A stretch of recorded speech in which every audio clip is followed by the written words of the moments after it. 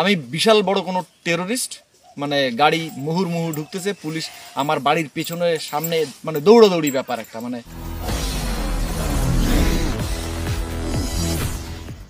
আমার বিরুদ্ধে এখনো কোনো অভিযোগ নেই।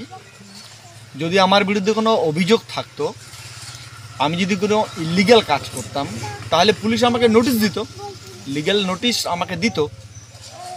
আমি প্রথম থেকে একটা কথা বলে আসছিলাম যে আমার যদি কোনো ত্রুটি থাকে তাহলে পুলিশ আমাকে নোটিশ দিক, আমার আমার বিরুদ্ধে কি অভিযোগ আছে তাহলে আমি বুঝতে পারি বিষয়টা। এবার পুলিশ প্রশাসন সেটা না করে আমার বাড়িতে মানে মুহুর্মুহু আসা শুরু করলো।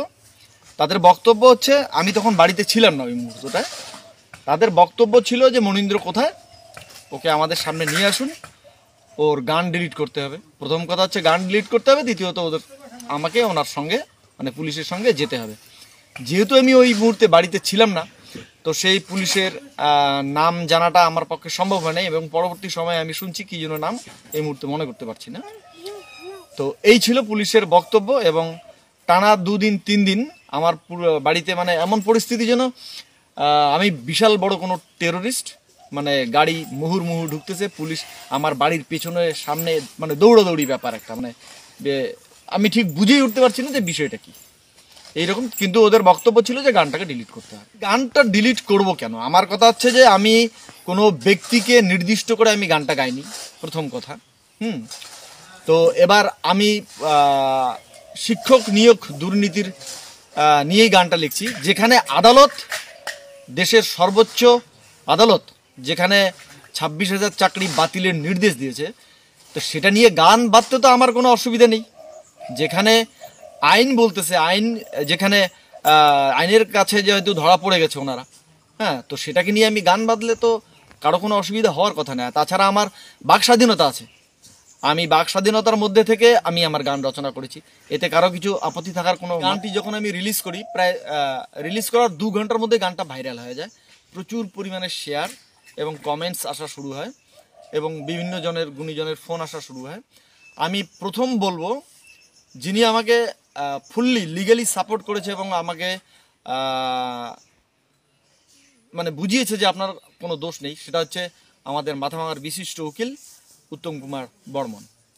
এবং পরবর্তী সময়ে আমার রাজবংশী সম্প্রদায়ের যারা আমার বন্ধুবান্ধব, তাদেরকে আমি অশেষ ধন্যবাদ জানাই। তারা সর্বতভাবে আমার পাশে থেকেছেন এবং আমাকে প্রচুর প্রচুর ভাবে সাহায্য করেছে, এবং আমাকে সৎসাহস জুগিয়েছে যে দাদা আপনার কিচ্ছু হবে না, আপনি সঠিক পথে আছেন, আপনার গান সঠিক এবং বাস্তব। একটা ধমকি দিয়েছে যে তারা আবার পুলিশের সঙ্গে আমাকে ওই আন্ডারস্ট্যান্ডিং করে নিতে বলছে, যে আমি যেন আমার গানটাকে পুলিশের সঙ্গে বসে সেটাকে মিটমাট করে নেই।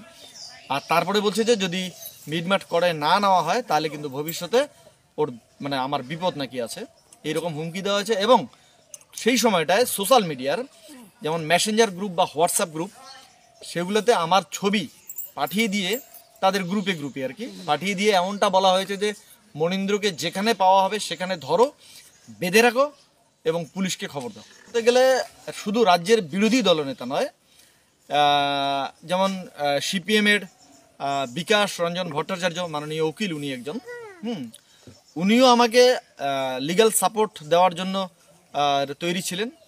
তাছাড়া আরও বিভিন্ন জন ছিলেন।